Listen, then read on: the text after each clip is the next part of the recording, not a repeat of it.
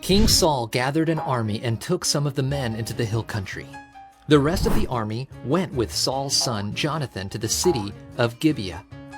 Israel's enemies, the Philistines, were in the land. The Philistines came out to fight the Israelites. They had more chariots, more horses, and more soldiers. The Israelites were outnumbered. They were all afraid.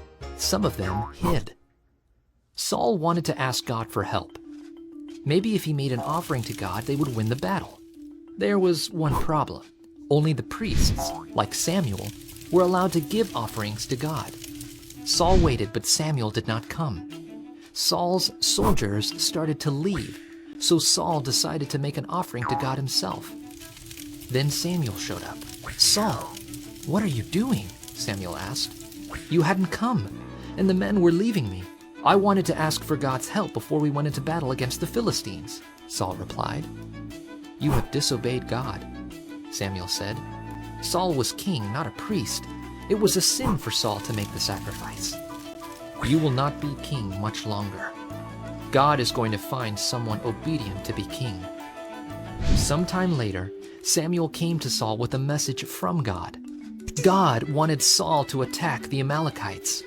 God wanted Saul to destroy everything, but after Saul defeated the Amalekites, he only destroyed things that weren't valuable. God told Samuel, "I regret that I made Saul king because he does not obey me." Samuel confronted Saul and told him what God had said. "I did obey him," Saul argued. "I only saved the best animals to sacrifice to the Lord." Samuel asked, "Does God care more about obedience or sacrifices? You rejected his instruction, so God has rejected you as king."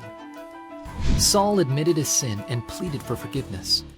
Samuel said, "God has taken away your kingship today, and he is giving it to another king."